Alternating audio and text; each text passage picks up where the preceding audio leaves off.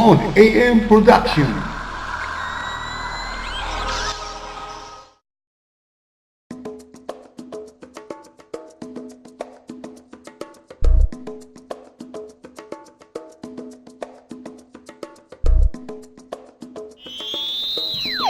Tanim Kalikasan presents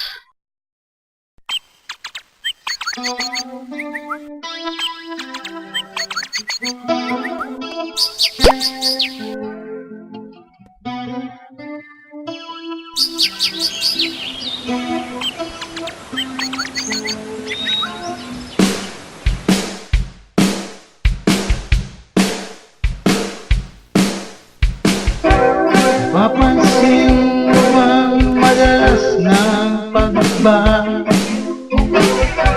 Marami ng bayan at buhay ang sinalanta.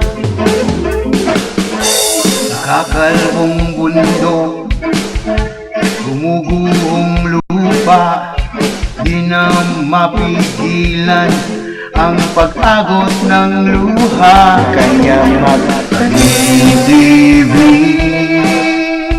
tayo nang magtanim.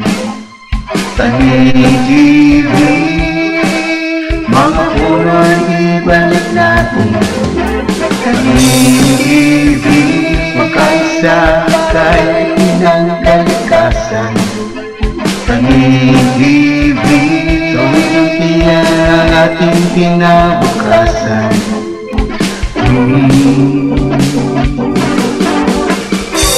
Kaya't kumilos na, imulat ang iyong mga mata. Mga hayop at halaman sa ating di umaasa. Lahat nakasalalay sa ating mga kamay. Pag-ibig, hibat, hala ang magiging gabay. Tanim-ibig, tayo nang magtanim. Tanim-ibig, mga puno'y ibalik natin. Tanim-ibig, magkasakay ng kalikasan. Tanim-ibig, tuwitiyan ang ating kinabukasan. Ay hindi biro ang mga puno, hindi biro ang mga sapunan, ipagsasawalang tibo. Tayong mga tao, tayo ang pag-asa. Kumilos tayong lahat at magsama-sama. Huwag hayaang mawala ang kaloob ni Bathala. Ang lutiang kinabukasan, huwag hayaang masira. Ito na ang ating handog sa susunod na henerasyon. Ito ang tanging solusyon, ito na ang pagkakataon. Ngayon na ang panahon. Tanim-ibig, tayo nang magtanim. Tanim-ibig, mga puno'y ibalik natin. Tanim-ibig, magkasakay ng kalikasan. Tanim-ibig, tuwitiyan ang ating kinabukasan.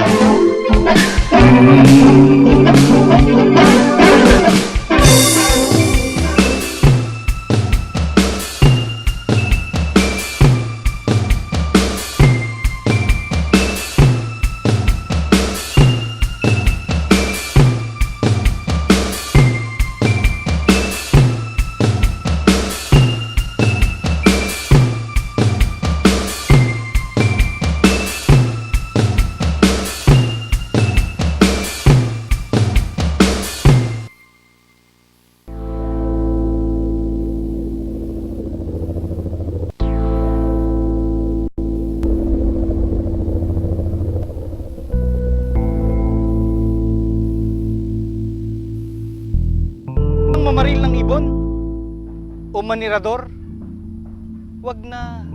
Malaki ang kaugnayan nito sa ating pag-uusapan. Malaki ang kaugnayan nito sa kalikasan.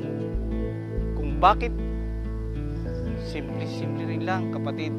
Alam mo ba, ng ibon sa kanyang pagkain ng maraming bunga ng mga halaman at puno, nakakapagtanim siya sa kada pag-ipot niya at pagbagsak sa lupa, ay nakakapagdulot ito ng mga panibagong buhay at panibagong puno.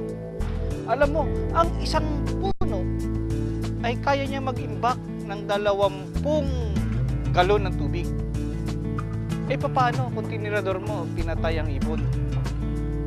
Sa tingin ko, para na rin pinatay mo ang iyong pamilya. Bakit?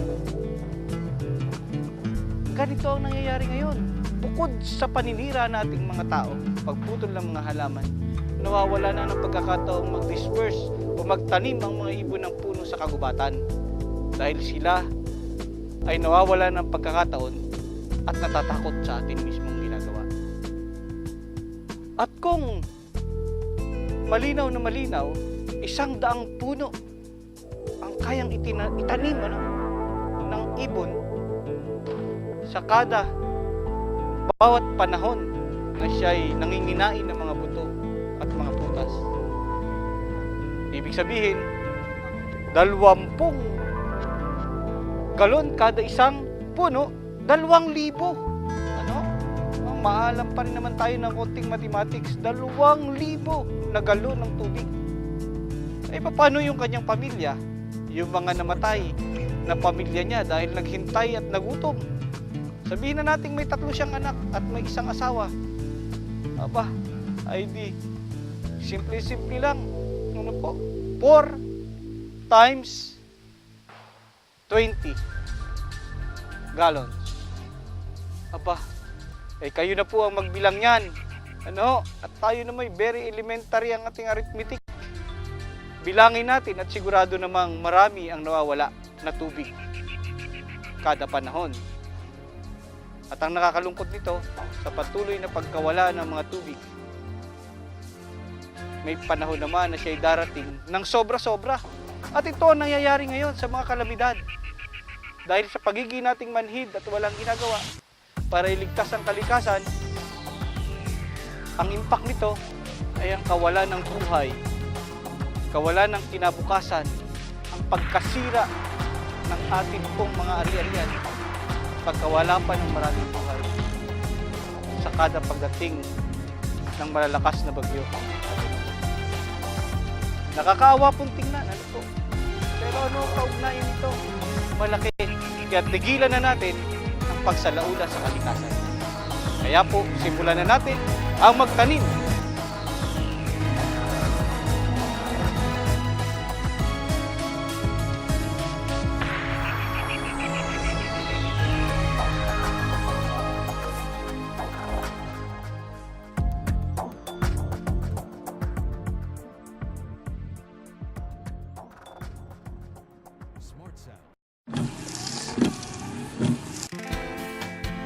Magandang umaga po sa Tanim TV. Ngayon po, talagang sa pagtungad po ng taong ito, napakaswerte natin. Bagamat tayo po ay dumanas ng katakot-takot na kung ano-ano na.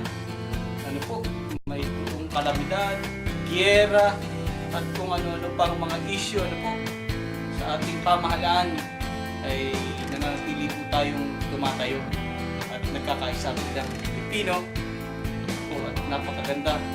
Kalimutan na po natin yung 2013, yung mga hindi magaganda at ating babaunin yung mga magaganda naman para 2014. At kaya po dito, kaya ating kasama, ano po, walang iba po, makakasama natin muli para po sa ating pagre-report, si Kuya Gadi, ang ating masigasig na kalikasters, si Gadi Cayetano, para ibahagi po sa inyo ano ba yung mga nangyayari sa pagtatanim ng kape at kakao. Diyan po sa Barangay Santa Lucia, Dolores, Quezon. At siyempre, si Kuya Gadi po ay lagi yang may kasama. Ito pong atin naman pong proud from Dingala na si Rex Ponsalang ay susubukan naman pong tingnan at ipakita sa inyo ang ano po din yung mga pangyayari, ano yung mga kagandahan na meron po dyan sa Dolores, lalo na po dyan sa Santa Lucia. Kaya pinasyalan po niya ang Ciudad Mistica. Ano po itong grupo na ito po para makita naman kung ano yung kanilang mga pinagkakaabalahan sa nasabi pong lugar. Kasama rin po natin ang Ciudad Mistica na nagtanim ng kape at kakao. At siyempre po, hindi magiging kompleto.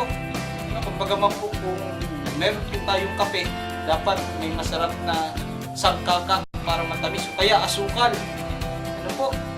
Ay, yun pong ating huntahan sa kamali ay makakasama po natin. Lagi naman na nating nakakasama pag pinag-usapan ng Banahaw, si Paso, ano po, ang protected area sa Superintendent ng Banahaw, si Paso Sali Pangan. Ano po? Makakasama po natin siya sa huntahan sa kamali.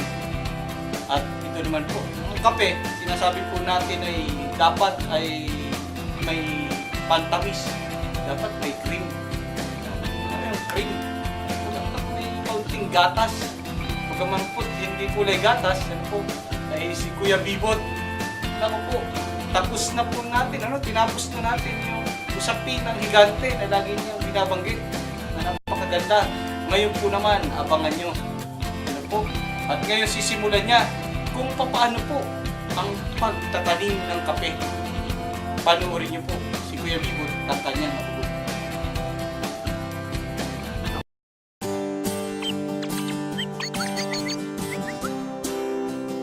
Banahaw Calicastro. Gadi Gaetano. Samahan natin si Gadi Gaetano sa Santa Lucia, Dolores, Quezon sa pagbisita niya sa Ciudad Mistica.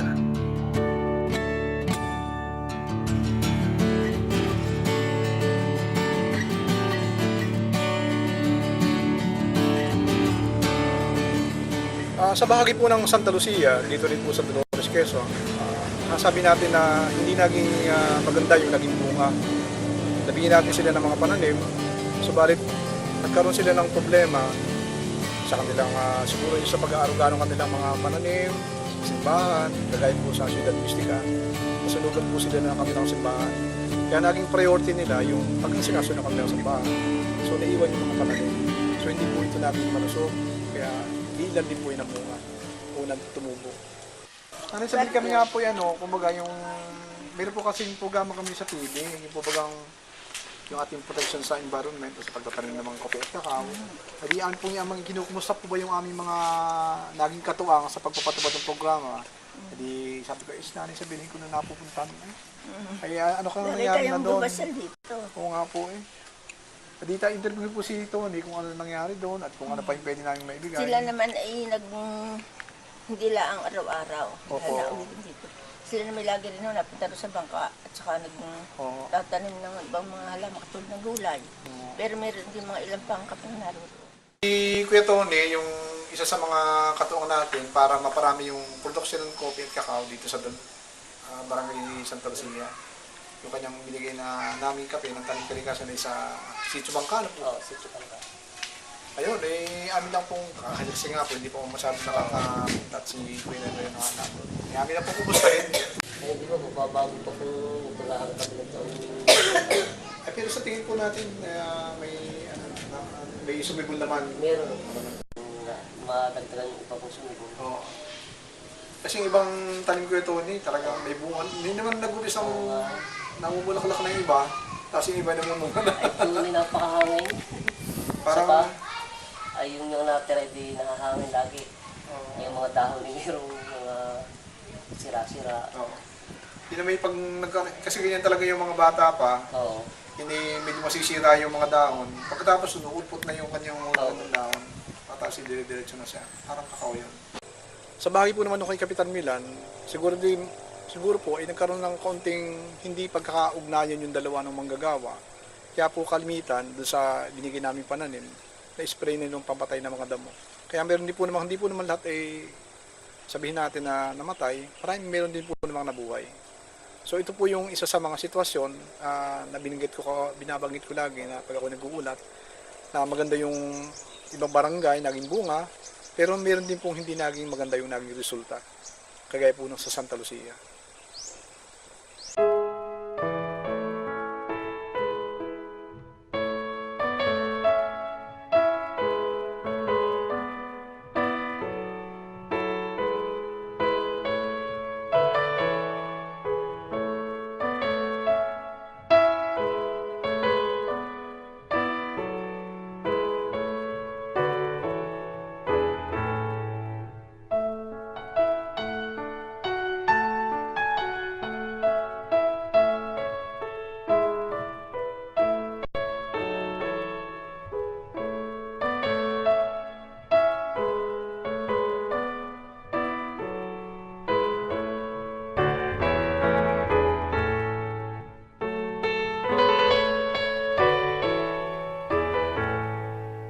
Ito po si Gadi Gaetano, Kalicaster Tanim TV.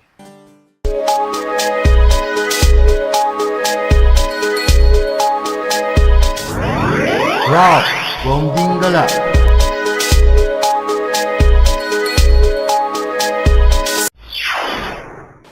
At pagkatapos natin dito sa Pinagdanlayan, kung saan linuluto at pinupulbos ang kape, mamaniin naman natin ang pagkala ko dito sa Santa Lucia at tabing barangay ng Pinagdanlayan.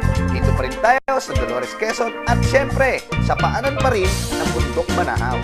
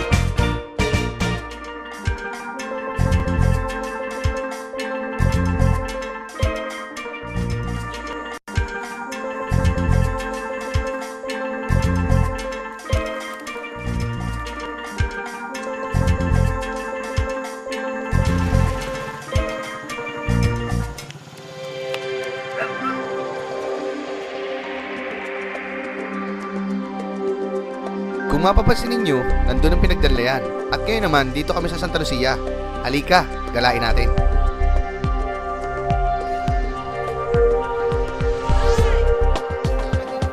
Ito ang unang nakaagaw pansin sa aking paggagala.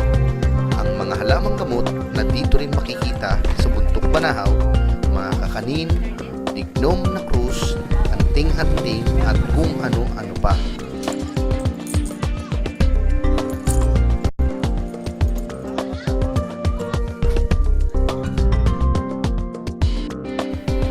Akala ko ay kaya kong maniin ang paggagala ko dito. Ngunit may humamon sa aking humigit kumulang 300 baitang at dito ay aaminin ko na ako'y nahirapan.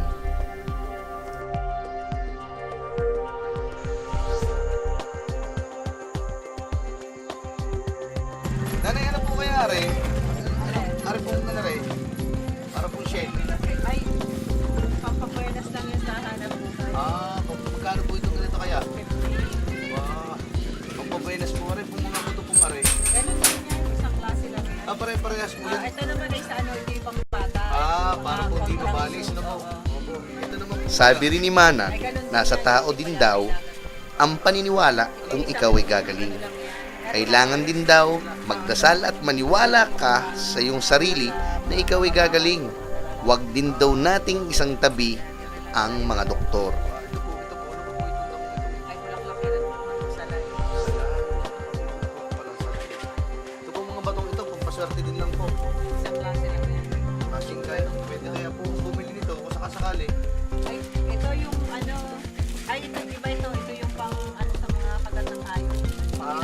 Pag-it po, pag natuka ng ahas na po. Ito naman po kayong mga langis-langis pong ito. Panghilot po naman ito. Ito po, Ayan, gamot dyan sa sakit sa bato. sakit sa bato. Ito po ay para sa pandagdag ng dugo. Ito pong balat na ito, Sa ubo, sa sipo. sa ubo, sa sipon. Ito naman pong mga damong ito. Ay, ito yung madami At itong para dala naman ito. sa Ito yung akin, lagna, yung mga swertihan niya ay talagang swertihan lang yan. Diga. Basta paniwala ka lang. Kung hindi ka naman naniwala, di hindi rin. Kahit pa mainom mo lahat at may laga mo lahat, kung hindi ka naniniwala, di wala rin. Sa bagay nga po, Ang bisa niyan, ay nasa sa iyo rin. At ito pang isa na nasa tao din ang paniniwala. Ang tinatawag na anting-anting o agimat. At dito rin sa Bundok Banahaw, tinetesting o hinahanap ang mga anting-anting nito. At dito sa mismo sa Santa Lucia, meron ditong talon na dito nila binabasa ang mga anting-anting at dinadasalan. At ngayon, pupuntahan naman natin ang nasabing talon. Oops, teka muna at meron pa akong napuna. Ito isang halimbawa na nagmamahal sa puto. Tingnan mo nga naman, imbis na putulin para pagtayuan ng bahay, hindi nila pinutol. At eto na, palapit na ng palapit sa nasabing talon.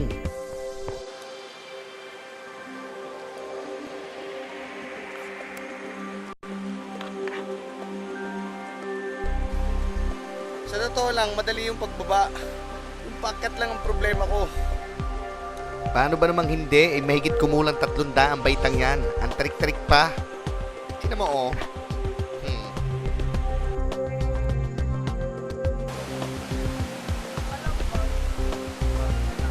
Ha? Diba? Tanggal naman ang pagod sa ganda ng tanawin dito. Linaw pa ng tubig. Ikukumpara natin ngayon ang lamig ng tubig doon sa Tanglayan. Pero ang alam ko, iisa sila. Ang tubig lagnas.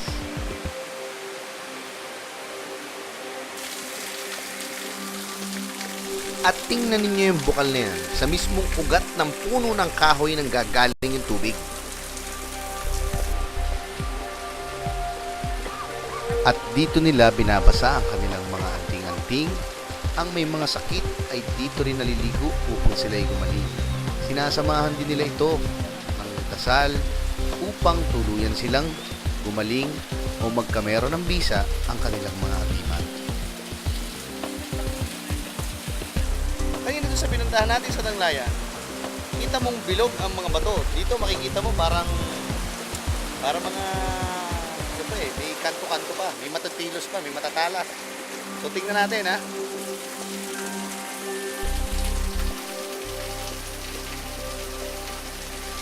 Hindi lang matitilos, malalaki pa, tambuhala.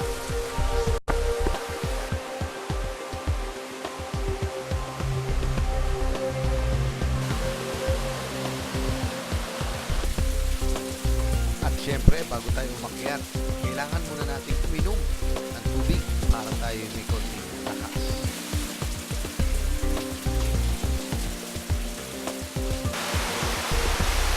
At mas malamig dito ang tubig kumpara doon sa baba.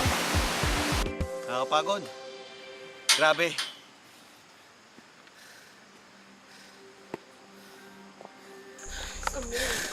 At sa wakas, narating ko rin ang taas. Ay. Parang napakakasalanan ko naman. At pinagkasalanan ko naman ito.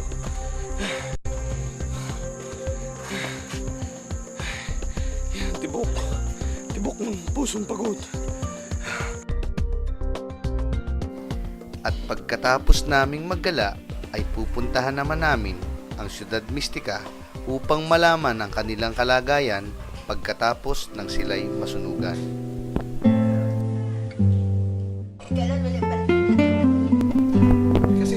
Siya si Nanay Isabel at tinatawag din siyang Suprema. Masakit para sa kanya na ang mga bagay na nagpapaalala sa kanya ng mga nakaraan ay naglaho na. Maging ang kanyang kababata ay nasawi sa trahedyang yun na dahil lamang sa isang kandila na napabayaan ng isang bata na naging bisita din nila.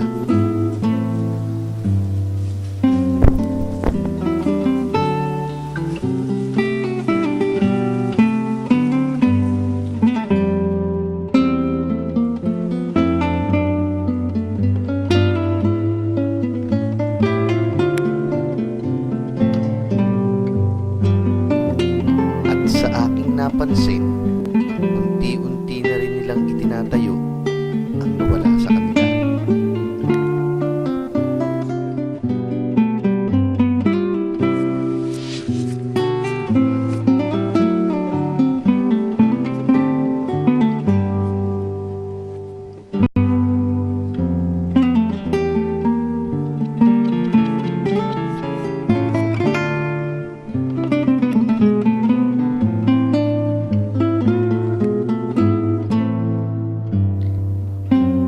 labis niyang dinamdam ang mga pangyayari.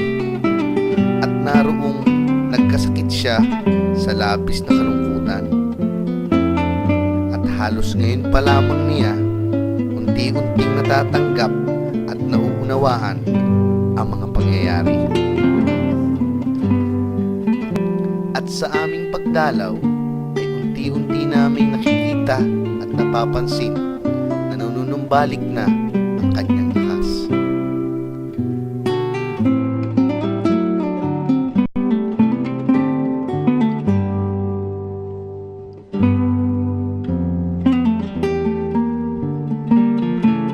Siya, si Nanay Isabel, ang Suprema.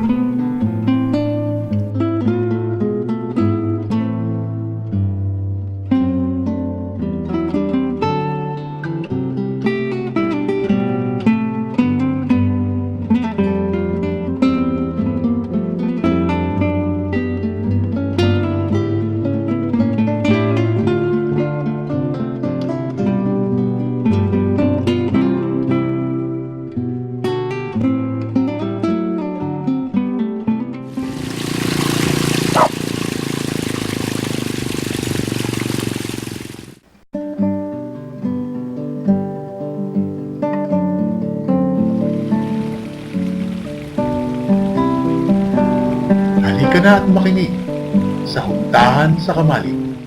Muli po, magandang umaga sa mga tagapakinig at tagapanood ng Huntahan sa Kamalig dito po sa Tanim TV. Happy New Year po! Katatapos lang ng Happy New Year at yung ating mga kasamahan dyan, sana naman po pagpasok ng Happy New Year ay hindi tayo na high blood dahil sa dami ng ating nainom at nakaing kalamay. Happy New Year! Hindi po, kasama natin si Kuya Gadi at saka po siyempre ang may-ari ng Kamalig, Happy New si Year. Kuya Bibot. Happy New Year po. At makakasama po natin ngayon, wala po iba, pabatiin po naman natin ng magandang umaga ang ating magiting na paso ng Banahaw, si Paso Sally Pangan. Magandang umaga po sa inyong lahat. Napakatipid Happy New naman Year, po Paso. ng inyong Happy New Year po. Happy New Year! Happy New Year po sa lahat ng mga nanonood. Kamusta na po yung celebration ng bagong taon? Maganda naman. Tahimik, walang paputok, Ayun po. turotot lang. Mukhang kumusta po naman yung Banahaw? Wala, may mga makukulit kayang New Year's Eve sa tuktok ng Banahaw. Di ba nakasara na yung ating bundok? Sa wari ko naman, Jay, ay wala. At wala namang nagpilit na mag-apply ng permit para umakyat sa Banahaw. Alam naman nila, sarado pa ang Banahaw. Hindi sana nga, no? Kasi alam mo, Paso, ang daming nababalitaan ko dyan na yung mga apo ng gigil, habang sinasaway ay nanggigigil, lalong bawal na nga, umakyat pa. Sana po, tayo makisama naman na, no? Pero ngayon siguro si Kuya Gadi marami tong katanungan Oo nga Maraming po, katanungan mabuti kay po si Paso. Paso, nakasama natin ngayong umaga. At siguro po yung kanyang, alam po naman natin talagang maselan yung kanyang isang protective superintendent. Ano po kaya ang background yan, Paso, ng mga gawain ng inyong opisina, particular sa San Cristobal at sa mga Banahaw? Ano po, bigyan mo kami ng konting background? Para po sa kaalaman ng lahat, ako po ay naitalagang Paso, 2003. Bali po 10 taon na po ako 10 taon na, Paso. protected area superintendent ng Parang Mount kailan lang, Banahaw. ano? So, simula po Parang- nung 2003, ano pong background doon? 2003, ay naku, napakadami ng 11 years na. mga pangyayaring Parang naganap sa ating napakakulay. bundok. Napakakulay talaga. Isa na diyan yung pagpapasara ng 2004. Opo. Kasama ko pa diyan yung si Jay, si PGN Robiloso. Talaga nagkaroon ng paglalagay ng, sabihin natin, physical barrier. Kasi kaya naman pinasarahan siya talaga namang nagkaroon ng positibong coliform ang ating tubig sa Bundok Banahaw dahil sa dami ng taong pumupunta doon, lalong-lalo na pag Holy Week. So, isa po yung sa mga naging dahilan para ipasara natin yung mga Banahaw, yung coliform content. Yung parang mas maganda yung coliform. Di ba yung pinagaling ng cauliflower? Hindi, Kuya Bibot. Ang coliform, ang ibig sabihin nun ay naging marumi ang ating tubig. Ay isang pangalit ito sa mga umiinom ng tubig, lalo na sa baba ng Bundok Banahaw. Kaya naging masigasig ang PAMPI o yung Protected Area Management Board na ay dapat pasarahan muna pasamantala. At pinasara nga yun noong March 9, 2004. 5 taon yun. Paano po nyo hinarap yung ganang mga pagsubok? Kasi marami, alam po dyan, maraming community na nakatira doon. At saka maraming mga kiyat doon. Takot na padlak na malalaki din ngayon. Pag Kasi ang hirap ng Si Pasig. Kuya Bibot nun, ayaw din isara ang banahaw eh. Hindi ngayon, pwede na. Okay. Isang mga kasi Isa Kuya mga Bibot eh. Sa una, talaga napakahirap kasi sabi nila bakit natin papasarhan ang bundok? Ayan ay para sa lahat. At iba't ibang tao ang pumupunta diyan. Ang gagaling sa malalayo, katulad ng parte ng Bisaya, may nakakapunta. Nung in-implement namin yung closure, ay bago pa mag-Holy Week noon, talagang 1 week lang siya. 2003 din po yun noon. 2004 yun, Kuya Gadi. 1 week before ng Holy Week, nung implement yung moratorium. Ibig sabihin na maraming tao nakaakyat doon. Ay, Oo, ibig lang marami pinasara ng ng tao. Kalahating milyon. Oo. Isang challenge na Kalahating malaki milyon. yan. Ay, ang Pinakamalaki nangyari challenge sa inyo. diyan, ay di syempre, sa pakikipagtulungan ng LGU, una na, ang lokal na pamahalaan ng Dolores, ang barangay, ang NGO, ang probinsya, ang sabihin natin ang kapulisan, ay lahat ay kinuha natin ang tulong at suporta nila. Lalong-lalo na ang suporta ng media, nakatulong talaga yan ang malaki noon. Kasi kung hindi natin naipaabot sa pamamagitan ng pahayagan, ng TV, ng radyo, na pasamantalang isinara ang Banahaw, siguro yung Holy Week na taon na yon ay dadagsa pa rin ang tao. Subalit nung Holy Week period na 2004, medyo kakaunti yung dumating. Bagamat meron pa rin sabihin natin sumusubok na umakyat, ay hinaharang agad namin sila. So sa tingin po nyo na yung initiative na ay tagumpay naman tayo o marami ding hamon na hinarap? Maraming hamon, unang-una na sa barangay kinabuhayan. Kasi parang hindi sila sang-ayon na ipasara kasi unang-una maapektuhan ng kanilang kabuhayan. Kasi doon nanggagaling yung kanilang pinagkakakitaan. Pag Holy Week, maraming tao, marami silang paninda, yung titinda talaga. Pero after naman ng 5 years moratorium, nakita nila yung pagkakaiba ng sarado at hindi sarado. Siguro nagkaroon ng pagbawi ang ating bundok. Unang-una na yung tinatawag natin vegetasyon. Talagang nanumbalik ang vegetation ng Banahaw. Nanumbalik din ang kanyang mga buhay ilang, mga samot-saring buhay, na kung saan ay bumalik yung pagsasaliksik dun sa ating rafflesia. Doon ko nakita talaga na may rafflesia din pala ang Banahaw. So nakita natin yung bunga ng epekto ng pagkasara ng Banahaw. Maganda naging epekto Vegetation, nito ano? sa vegetation, tsaka sa 50 years ago pa nung 2004, from 2004, 50 years yung bibilangin, huling nakita yung rafflesia na yun, nakitang muli. Oo, nakita mo After- siya. Ito ba yung malaking bulaklak na Yan yung malaking Amoy- bulaklak. amoy- Wala namang amoy Walang siya. Wala. Hindi ko naman... Yung giant rafflesia sa Wala akong Malaysia yun. wala akong nakikita na sa paso nun, hindi ko pwede lagay. Ay, hindi pwede ilagay sa pasuyo, Kuya Bibo. Tinimig buhay ilang. Akala ko pwede sa... Saka siya ay dependent doon sa anong uri po ng vine na yan. Oo, meron siya talagang host na May host, tinatawag, oo. yung tetratic. Scientific name ng mga rafflesia. Tetrastigma. Liwadjus Kung wala yun, Kung wala yun, wala rin yung... Hindi siya May mabuhay. tetrapack. Hindi tetrapack. Tetrastigma. Oo, talagang kailangan nating ipaliwanag ng mabuti sa mga Yun yung nakikinig, ano, di yun ba, Kuya yung Bibo? kinakailangan kainin ng bulaklak na yun para siya mabuhay. Ibig Ngayon, sabihin, nasa daan kasi siya. Mm. Doon namin nakita yung rafflesia. Kasi nung hindi pa sarado ang Banahaw, talagang sinasabi natin yung trail papunta sa Dungaw na tinatawag, ay siyempre yung yapak ng tao, daan ng maraming tao, ay nasira yun. Nadi-distort. Kaya hindi nag-bloom ulit yung ating rafflesia. Eh, gusto rin sanang tanongin ka Paso, kontek ko na kung ano ang Banahaw. Ano po bang update ngayon doon sa... Nagkakaroon po ba ng budget na o ang posisyon nyo bilang isang Paso? Ay kayo po ba'y... Ang posisyon ko bilang isang paso ay designation ko lang yan, Kuya Gadi. Kasi ang nakalagay... Kala ko pumuputi ng Ay. buhok. Ang Nakalagay kasi dun sa, siya nga pala, ang Banahaw ay may sarili ng batas. Yan ang isa sa maganda. Meron na siyang Republic Act 9847. So yung update bago. Oo, yun yung update na bago. December 11, 2009 siya. 2000 ano po ba nung nag-marcha tayo sa Kongreso, dala natin yung malaking mapa ng Banahaw? 2005, 6, 7. 2005. Ngayon batas na. Batas na siya talaga, 2009. So may allocated ang budget ng gobyerno natin doon. Oy, saksabi yung palad ay wala. Kasi doon sa RA, inalis yung appropriation na tinatawag. Kasi pag nakalagay daw yun, ay siguro ay tatagal pa tayo ng 15 taon uli bago mapirmahan yung batas na yun. So ang ginagawa ngayon ay galing pa rin sa national government yung mga Yung budget na ina-allocate sa Banahaw.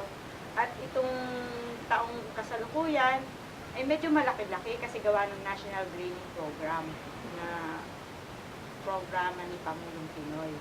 Nagkakaroon siya ng allocation na malaki sa pagpapatanim. Maganda po yung National Green Program niya. No?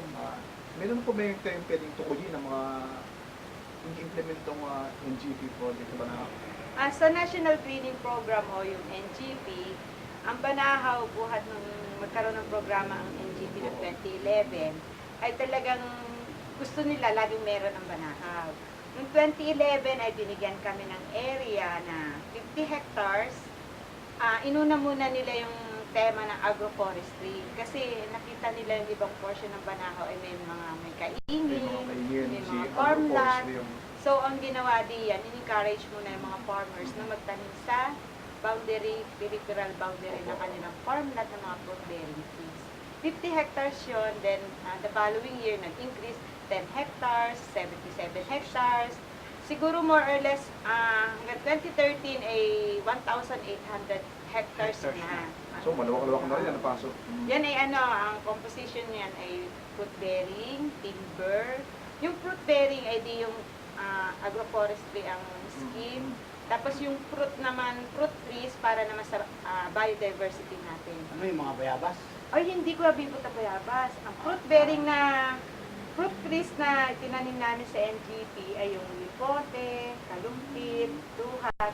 Yan ay para pagkain ng buhay nila. Yung bayabas, Kuya Bibot, wala kasing problema yun. Nagtatanim ng ibon. Ibon. At Saka saka, kilala ko si Mamay doon. oh, yun. Napunta lang sa sulok, may Oo, natubo ng natural bayabas. natural yung bayabas. Hindi pala mahirap nga pala Oo, tanim. hindi yan mahirap itanim. Medyo na endangered na rin lang ngayon ng bayabas kasi na-invento na yung inidoro. Ayun. Ano yun? Ano yun? Alam ni Kabi. Lumalang ng tubo ng bayabas.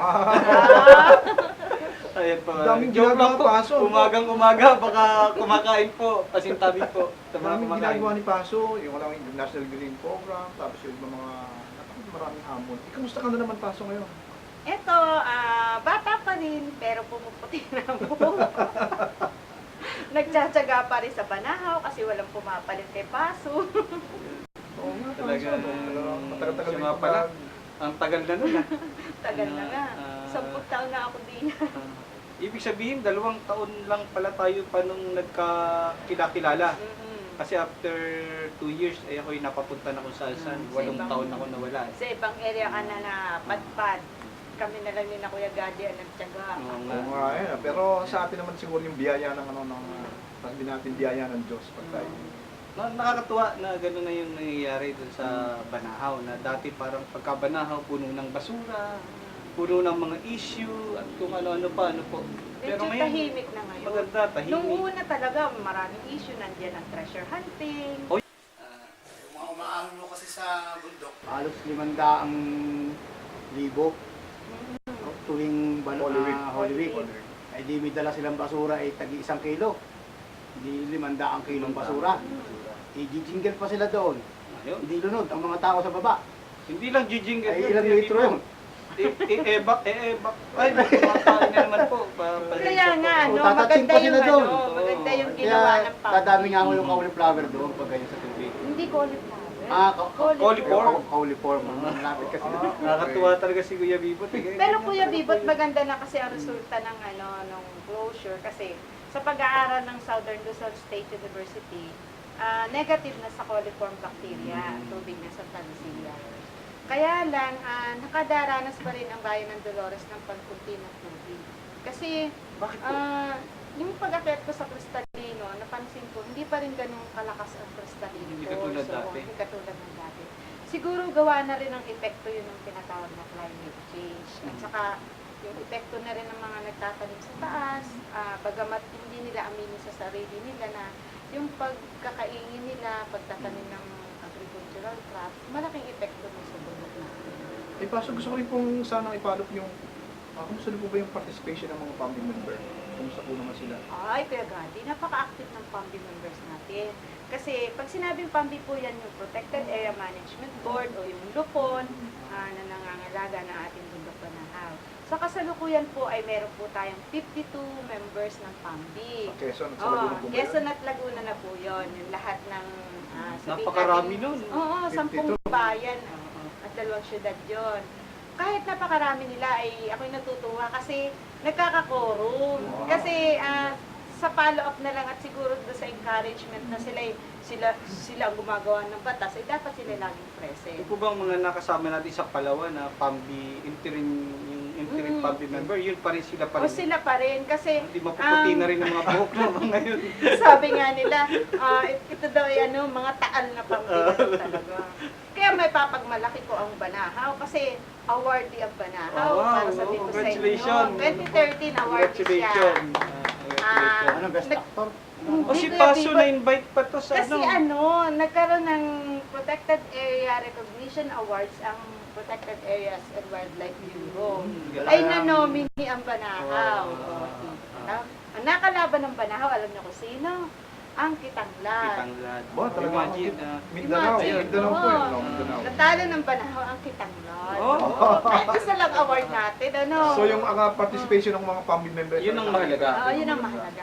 At saka Active yung participation, tama po. yung support ng local government unit. Di ba sabi ko kanina, wala kaming malaking pondo. Ang LGU, nagbibigay sila ng share. So yung support Hindi nila. man financial, in kinds, gano'n. Kung dati pinag-aawayan yung IPAP, Kuya Oo Gadis nga eh. Dolores, ano yung IPAP? Ano nga po yung IPAP? Ang IPAP, Integrated Protected Area Area Fund. Fund. Yun yung halimbawa yung in the form of entrance fee, yung 20 pesos na sinisingil namin na nung una na-issue yun. Kasi sa bulsa daw ng PAMBI napupunta o sa PASO. Eh di naipaliwanag naman, naku, napakaliit po napupunta sa PAMBI kasi 5 piso lang. Yung 10 piso sa barangay, 5 piso sa munisipyo. Sa PAMBI, 5 piso. Sa 5 piso, yung 25% ililipid pa Hati-hatiin pa yun. Nililipid Oo. pa. Pero bago po mag-2004, di ba, nare-report na may mga pagguho, may kung ano-anong nangyayari. Pero kumusta po ngayon? Kalagayan. Ang latest natin na may pagguho ay dito sa gawin ng ng Lukbansay. Ang Lukbansay. Yun ay yung Typhoon Bashan. Naalala ko Bashan. siya. Pero yun ay masasabi po natin na hindi po siya gawa ng tao. Natural phenomenon. Hindi po naman siya banta sa mga community. Ang nakikita ko ay hindi naman siya magiging banta kasi ginagawa naman siya ng, sabihin natin, nagkakaroon ng pamamaraan ng ating eskwelahan na mapanumbalik yung vegetation. SLSU. Oo, SLSU. Kasi ang gawin po ng Lukban, yan po ay nakamowa sa SLSU. So Oo. sila yung magmamanage at magmamanage magpoprotect. Supervision lang. ang Dr. PM. Gascon yan, ang presidente ng Southern Luzon State University. Happy New Year, Doktora. Imbitahan din po namin kayo sa susunod na bahagi ng ating pong programa. May baka gusto pang itanong si Kuya Bibot, ano po ang may-ari ng ating kamalig po na ito? Wala na. Wala na. Nawala. Nag-iisip siya sa cauliflower. Talaga iniisip niyang mabuti yung cauliflower, cauliform. Kasi nagkaroon ako ng cauliflower nung dati. Hindi Medyo pang-off-cam na yan. Camera. Off the record na po yan. Si Si Parigan. Paso talaga, isa yun sa mga talagang yung kanilang tungkulin bilang isang superintendent, talagang nagbubunga. Ito nga yung sabi niya, kaya talagang papalad tayo at meron tayong isang paso kung gaya ng sabi. Maraming salamat po. At nagpapasalamat din talaga ako sa suporta ng community, ng POs, ng ating mga NGOs. Kasi alam naman natin ang DNR talagang underman kami o understaff kami. Kung wala ang community sa POs, NGOs, ay hindi rin kami makakagawa. Maraming salamat po kay Paso. Siguro maganda pong bigyan natin siya ng panghuli po niyang pagbati o pananalita para sa ating tagapanood at tagapakinig. Muli, ako'y nagpapasalamat po sa Tanim Kalikasan sa pag-imbita po sa akin ngayong umagang ito. At sana po makapunta po kayo sa mga Banahaw. Open naman po yung baba, hindi po yung taas. Ano po? Okay po. Maraming salamat po. Maraming salamat, Paso. At hanggang dito na lamang po. Pagamat tayo ay gustong-gusto natin na mag-usap-usap ng mas matagal. Pero kailangan po nating maghiwa-hiwalay. Ngayon po, kung makikita natin, napakahalaga ng Banahaw. Ang kahalagahan nito ay para proteksyonan yung sarili nating mga buhay. Kita nyo naman yung nangyayari sa ibang mga lugar. Hindi na natin siguro dapat pang pag-usap-usapan yan. Ano po? Malinaw na malinaw, nakikita natin at nararamdaman ang nakakakilabot na sitwasyon na iginaganti. Ano po? Hindi man iginaganti, nangyayari sa kalikasan. Kaya po ito'y ating ginagawa ay halimbawa, ano po yung ating pagkakaisa, yan po yung pinakang muog na sasangga, ano po, social fence, para ang ating pong kinabukasan, ang ating mga anak, susunod pang mga henerasyon, ay ating maproteksyonan. Kaya po muli, Magtanim TV na! Gising na! Tanim TV na!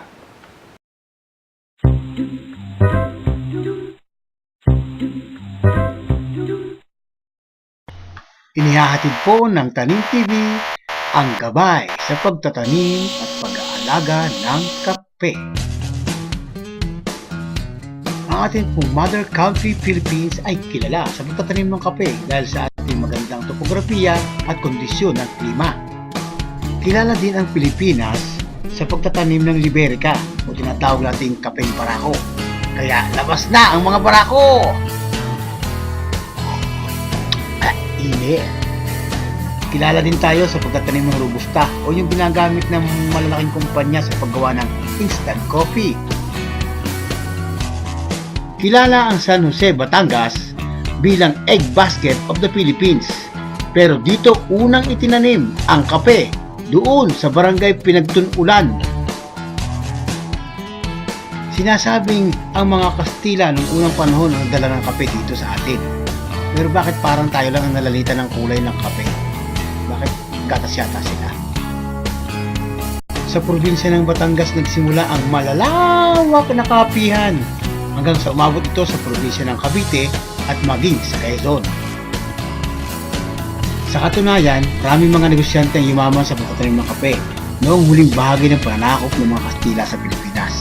Pero yung siguro yung mga ninuno ko, bayabas ang pinarami. ¿Qué podrías decir sobre el café? Ano daw? Ano po masasabi niyo sa aming kape? Está muy rico, amigo, y lo quiero comprar todo. Ano daw ulit? Napakasarap ito, kaibigan. Papakiyawin ko lahat ng tinda mong kape. Noong panahon yun, pang-apat ang Pilipinas sa pagluluwas ng kape o pag-export sa iba't ibang bahagi ng mundo. Pero kumalat ang sakit ng kape o rust disease sa bahagi ng South America, Africa at maging sa Indonesia. Noong mga 1880, ang Pilipinas ang namuna sa pagluluwas ng kape sa iba't ibang bahagi ng mundo. Hanggang noong mga panahong 1889, kumalat na ang sakit ng kape sa buong kapuluan at humina ang produksyon ng kape sa ating bansa. Sa kasalukuyan, iilan na lamang ang nagtatanim ng kape dahil ang mga taniman ginawa ng subdivision at ang mga sumunod na henerasyon ayaw tumapak sa bukid upang magtanim ng kape. Mag-nurse na lang ako, Papa, kaysa magtanim ng kape. Ang kape ay bahagi na ng hapagkainan ng bawat Pinoy. Pagkagising pa lang sa umaga, kape na agad ang hanap. Ang kape ay tinuturing ng pinakatanyag na inumin, hindi lamang sa ating bansa, kundi sa buong mundo. Maging negosyante man ang magsasaka, umiinom ng kape bago man magsimula ang kanilang mga gawain. Ang kape ay naging simbolo na rin ng malayang talakayan at pamamahayag sa ating lipunan. Ang mainit na isyu ay kasila-silang talakayan kung may kasamang mainit na kape. Anong my name is mo? My name is Kaloy. Ang kape ay isa sa tinuturing ng malaking kalakal sa buong mundo, pangalawa sa langis, at nakakatulong sa pagkita ng kinakailangang dolyares ng bansa.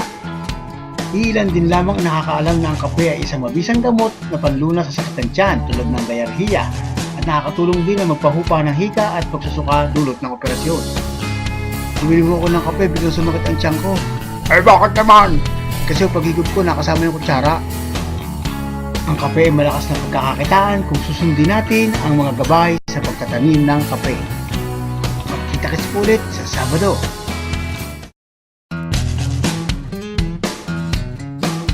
3, 2, 1. Magandang umaga po. Tayo po ngayon ay nasa ating programa, Ang Talim TV. Cut.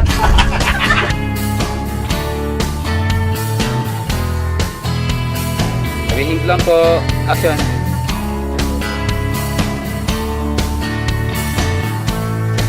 Okay, action.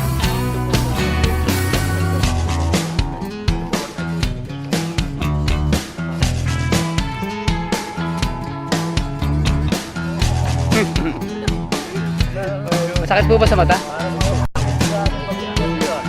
Makakapag mo ngayon.